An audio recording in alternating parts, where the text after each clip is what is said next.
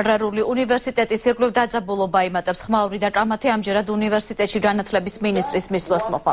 გიორგი მარგველაშვილი სასწავლებელში სტუდენტებთან შესახვედრად მივიდა დიალოგი არ შედგა. ერთსაათიანი დაძაბული შეხვედრის შემდეგ მინისტრმა სტუდენტებს შესთავაზა 5 კაციანმა საინიციატივო ჯგუფმა მასთან კაბინეტში გააგრძელოს მოლაპარაკება. მე შეგახსენებთ განათლების ხარისხის განვითარების ეროვნული ცენტრის ავტორიზაციის საბჭოს გადაწყვეტილებით აგრარულ უნივერსიტეტს ავტორიზაცია შეუჩერდა. აგრარული უნივერსიტეტის ირგვლივ განვითარებული მოვლენებით და ბოლო ინფორმაციით თამარ გოგესაშვილი გვერდობა პირდაპირ ეთერში. თამარ. აგრარულ უნივერსიტეტში განათლებისა და მეცნიერების მინისტრის შეხვედრა სტუდენტებთან მწვავე კამათში გადაიზარდა. გიორგი მარგველაშვილი უნივერსიტეტის სტუდენტების საინიციატივო ჯგუფსა და ადმინისტრაციის წარმომადგენლებს ავტორიზაციის საკითხთან დაკავშირებით ხვდებოდა. მარგველაშვილის განცხადებით აგრარულ უნივერსიტეტს შეუჩერდა ავტორიზაცია, რაც იმის საშუალებას იძლევა, რომ ადმინისტრაციამ საბჭოს მიერ მითითებული ხარვეზები გამოასწოროს სასწავლო წლის დასრულებამდე, ხოლო ამ ხარვეზების აღმოფხრის შემდეგ მათ საშუალება მიეცემათ, რომ კვლავ გაუგრძელდეს ავტორიზაცია. გიორგი მარგველაშვილი კატეგორიულად გამორიცხავს საბჭოს მიერ მიღებული გადაწყვეტილების პოლიტიკურ მოტივს და ის აღნიშნავს, რომ აღნიშნული გადაწყვეტილება კანონის შესაბამისად იქნა მიღებული. ქვეყანაში მოქმედი კანონი უნდა იქნეს საერთო ყველა უმაღლესი სასწავლებლისთვის და ამ კანონს დაემორჩილოს უნივერსიტეტის ადმინისტრაციაც. კიდევ ერთი პრეტენზია, რომელიც დღეს იქნა გახმოვანებული უნივერსიტეტის ადმინისტრაციის მხრიდან, ეს უკავშირდება ხარვეზების აღმოფხრის ვადას. უნივერსიტეტის რექტორის განცხადებით საბჭომ მათ არ მისცათ 15 დღიანი ვადა, რათა აღმოეფხვრათ მითითებული ხარვეზები, ხოლო გიორგი მარგველაშვილი განმარტავს, რომ საბჭომ ადმინისტრაციას ხარვეზების შესახებ ერთი თვით ადრე აცნობა. რაც შეეხება გიორგი მარგველაშვილისა და სტუდენტების შეხვედრას, განათლებისა და მეცნიერების მინისტრი ამბობს, რომ ამ შეხვედრამ პოლიტიკური ხასიათი მიიღო. ეს განცხადება მარგველაშვილმა მათ შემდეგ გააკეთა, რაც შეხვედრაზე კითხვა დასვა განათლებისა და მეცნიერების ყოფილმა მინისტრმა ხატია დეკანოიძემ. გიორგი მარგველაშვილის თქმით, ეს არის პოლიტიკური განცხადება და მან შეხვედრა დაასრულა სტუდენტებისთვის ახალი შეთავაზებით. ის მზად არის შეხვდეს საინიციატივო ჯგუფს, რომელიც შემდგარი იქნება 5 სტუდენტისგან, ხოლო როდის მოხდება ეს შეხვედრა ჯერჯერობით ცნობილი არ არის. არსებული გადაწყვეტილება ძალაში შედის წლის ბოლოს, სასწავლო წლის ბოლოს. სასწავლო წლის ბოლომდე ძალიან ბევრი დრო არის.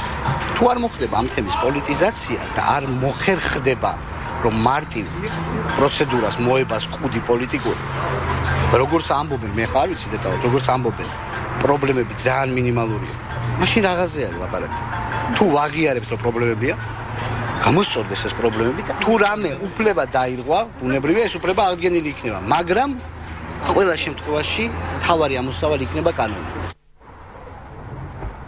უნივერსიტეტის ადმინისტრაციაში აღნიშნული დავის სამართლებრივად გაგრძელებას გეგმავენ. სტუდენტები კი აპირებენ მიიღონ განათლებისა და მეცნიერების მინისტრის შეთავაზება. ისინი მზად არიან შეხვდნენ გიორგი მარგველაშვილს. რაც შეეხება საინიციატივო ჯგუფს, მათი განცხადებით შესაძლოა სტუდენტებმა პერმანენტული აქციებიც განაგრძონ. დღევანდელი შეხვედრით გამოიკვეთა, რომ მინისტრს არ ჰქონდა სრულფასოვანი პასუხები სტუდენტების ლეგიტიმური შეკითხვებზე, თუ რატომ, რომელი არსებითი დარღვევის თუ არსებითი ხარვეზის გამო მოხდა ავტორიზაციის ჩამორთმევა. სინამდვილეში ასეთი ხარვეზები არ არსებობდა და ყველა ის შენიშვნა თუ ის ტექნიკური უზუსტობა, რომელიც საბაბად იქნა გამოყენებული უნივერსიტეტისათვის ავტორიზაციის შეწყვეტის საბაბად იქნა გამოყენებული, ეს არის მხოლოდ და მხოლოდ თითიდან გამოწვეული მიზეზები. მივიღეთ გადაწყვეტილება, რომ კვლავ შევხვდეთ მინისტრს, ვიმართოთ ოფიციალური წერილით, ისე ოღონდ ეს შეხვედრა მოხდება დაახლოებით საინიციატივო ჯგუფთან ერთად, სადაც იქნება 5 კაციანი შემადგენლობა, რადგან გაიმართოს უფრო წყნარ რეჟიმში, მივიღოთ უფრო კონკრეტული პასუხები და ამ დროს სურვილი გვექნება, რომ მინისტრი უშუალოდ გაცნობილი იყოს იმ დასკვნას, რაც დადო საბჭომ. ამ დროისთვის აგრარულ უნივერსიტეტში სასწავლო პროცესი ჩვეულ რეჟიმში მიმდინარეობს. ავტორიზაციის შეჩერება წლის ბოლომდე აღნიშნულ პროცესს არ ზღუდავს.